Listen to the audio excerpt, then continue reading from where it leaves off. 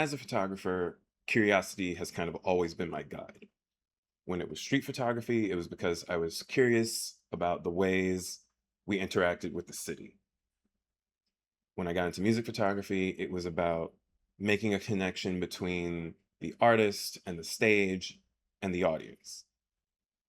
But something that's always kind of eluded me has been portraiture. I've always kind of had this trepidation and intimidation when it comes to portrait photography. At the beginning, portrait photography didn't really interest me that much. Um, it just wasn't something that I was into, and I was very content just doing the street photography thing and the music photography thing. And occasionally, I would do an event or a wedding or something like that where I would have to do on camera flash, but I would do it using TTL and very basic operation. So it was never anything where I felt like I was in control of the lighting and the direction and how I wanted it to look. I still kind of felt like I was at the mercy of my camera settings. When I started doing music photography more, people were always telling me, hey, if you want to advance your career, if you want to get hired for more gigs, you should start doing portraits. But that really wasn't the introduction to lighting that I needed either. And that's because most of the portraits that I was doing were outdoors, and they were also in this very hectic, fast paced environment where I don't have enough time to get a feel for what's going on. I'm super pressed for time. It might be the 5 minutes before someone takes stage. And so, as someone who was new, I really wanted an opportunity to be able to take my time, think about things, experiment, get things wrong. And doing that in an environment like backstage at a music festival or in the green room at a venue, you're just not afforded that kind of time. So, most of my portraiture felt like blind luck. I would go in there and come up with an idea on the fly, or maybe if it was an outdoor situation and I had some time to scout out a location or something like that, I would do that.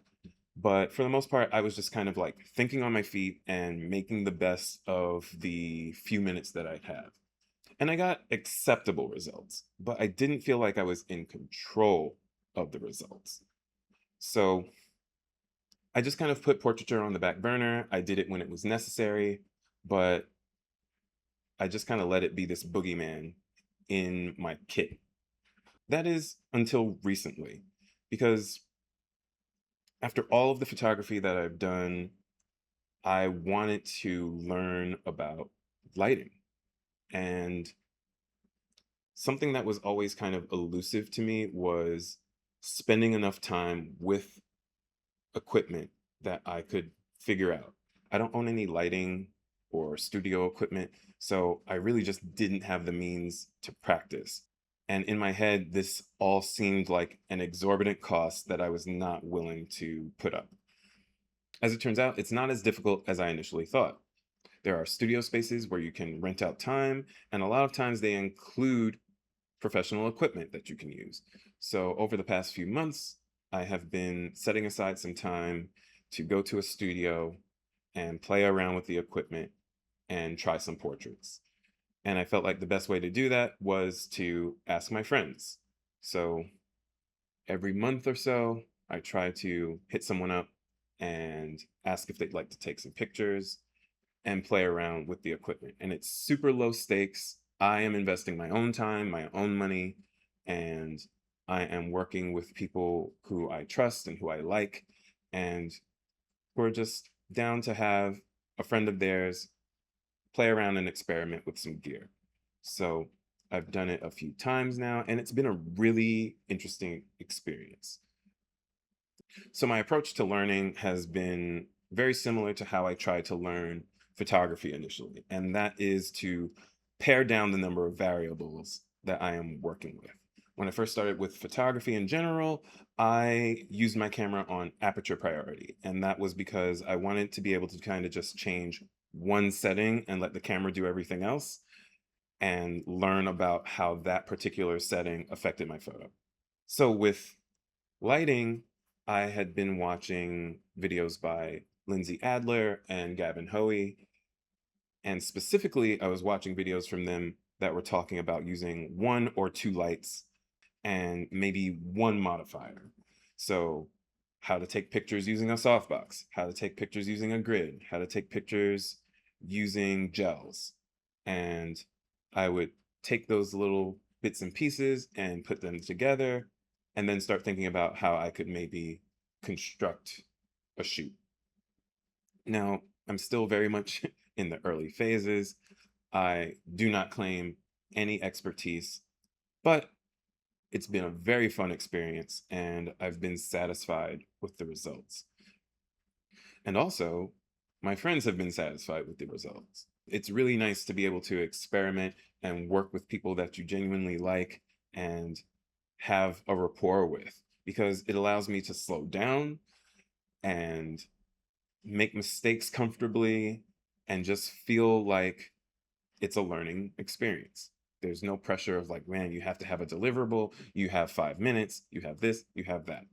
Instead, I am blocking out an hour or two and taking the time to like warm up, shake out all the awkwardness on my side and theirs, and then just see what happens. Eventually, I would like to get better command over what I'm doing to the point where, I can go in and say, I want the light to look this way, and then be able to kind of just execute. But so far, it's just been taking one single concept and playing around with that. As someone who has done a ton of music photography, I really like working with gels so far. It's nice to get a pop of color and a relief to get a pop of color at a low ISO rather than the usual high ISO work that I'm doing in a music venue. I've also been testing myself by looking at the work of other people that I know who are very familiar with studio lighting and kind of quizzing myself on what I think the lighting setup is. So I have friends that I'll DM when they post things to their stories, and I'll be like, hey, did you use 3 lights for this? And then they'll tell me yes or no, and they were in these positions. That's been really nice. Working with a friend and having a lot more time to do what I want to do takes the edge off as well. It makes me feel more confident in the moment. And it's not confidence in the sense of like, I know exactly what I want to do and how I want to do it. It's confidence to experiment. It's confidence to be like, hey, let's try this. Okay, that didn't work. Don't worry about it. Let's try something else. That has been super helpful. And I'm really grateful to get the time that I do with my friends. So thank you to those friends who have made themselves available, both in terms of offering their time and also in terms of just like allowing themselves to be photographed and being comfortable in front of the camera. That's kind of all I wanted to talk about. I can't believe that it's been a whole year, pretty much. My first YouTube video went up on August 29th of last year. So I've done a video every month since then. The video I did before was my 12th one, and this is lucky number 13. So I guess congratulations to me, regardless of when you got here. If you were here right at the first video, or if you're just getting here now, I really do appreciate it. If you've decided you wanted to subscribe or you felt like leaving a comment, I really appreciate that as well. Part of the reason that I wanted to make these videos was not just to talk at you and share the things that I'm doing, but to have a conversation and hear other people's opinions and find out where the community is. So thanks for hanging out and for sticking with me. That's going to do it for me. And I will talk to you soon. Take care. Can you believe that it has been a year of me making what the fuck?